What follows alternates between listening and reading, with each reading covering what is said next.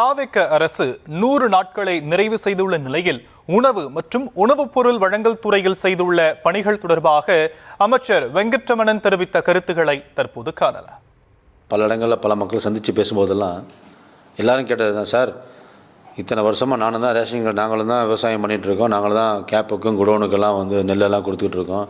ஆனால் இந்த 50-70 ஆண்டு காலமாக எந்த அமைச்சரும் இங்கே தான் இப்படி தான் இயக்கம் பண்ணுறீங்களா, ஒரு ஊழியர்களையோ அங்கே இருக்கிற ஒரு குடோனில் ஒர்க் பண்ணுற ஒரு ஊழியர்களையோ, இல்லை இப்படி தான் நெல் பேக் பண்ணுறோமா, இப்படி தான் முறையை அடுக்கி வச்சுருக்கோமா, இல்லை இப்படி தான் இதை நம்ம டிரான்ஸ்போர்ட் பண்ணுறோமா, இது மூலமாக தான் அரிசி வருதா, இது மூலமாக தான் இந்த மில்லுகளுக்கு போய் இந்த மில் மூலமாக தான் அறவே செய்து அரிசிகள் வழங்க வருதா அப்படின்னு யாரும் ஆராய்ச்சி பண்ணவோ அதை பற்றி அனுபவங்களோ கலாய்வோ பண்ணலை. வருவாங்க, நான் தெரிந்தவரை, நான் மக்களிடம் கிட்ட இருந்தவரை களத்துக்கு வருவாங்க, மழை பெஞ்சிருச்சு, நெல்லெல்லாம் ஈரமாக இருக்குது, உடனே நெல்லெல்லாம் மூட்டை பிடிச்சி கொள்முதல் பண்ணுங்கள், அவ்வளோதான், போயிடுவாங்க. இந்த நெல் எப்படி அரிசியாக மாறி மக்களும் சென்றடைங்கிறத பார்க்குறதே இல்லை. அதை இத்தனை ஆண்டு காலம் ஆட்சியில் யாருமே பண்ணலை. இரண்டாவது, ரேஷன் கடைக்கு மக்களுக்கு அரிசி வரும்போது அந்த அரிசியோட சோர்ஸ் எங்கே, ஏன் நம்மளால் தரமான அரிசி கொடுக்க முடியல?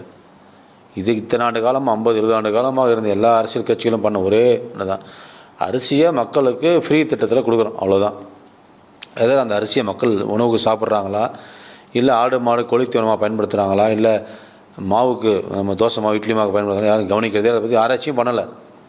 ஆனாலும் அரிசி திட்டங்கள் கடந்த 50 ஆண்டு காலமாக இருந்துகிட்டே இருக்குது. இது எந்த ஒரு அமைச்சர்களும் இதனால் வரை இந்த அரிசி மக்களிடம் சென்று சேருகிறதா, அந்த மக்கள் இந்த அரிசியை உணவுப் பொருளாக தினந்தோறும் காலை உணவுக்கும் மாலை உணவுக்கும் அதிகமாக சாப்பிட்றாங்களான்னு அதை பற்றி கண்டுக்கவே இல்லை.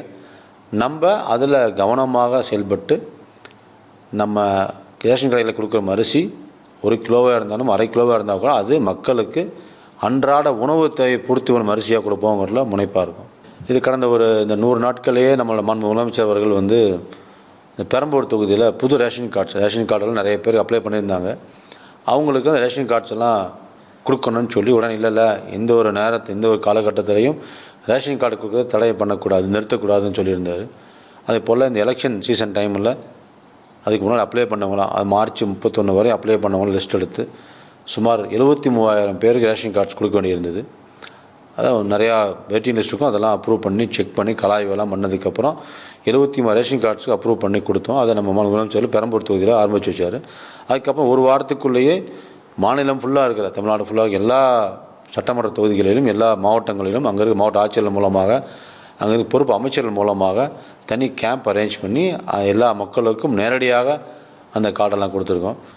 இன்றைய காலகட்டங்களில் அரசியல் நம்ம மாண்பு முதலமைச்சர் சொல்கிற மாதிரி இது மக்களுக்கான ஆட்சி, மக்களாட்சியாக இருக்குது.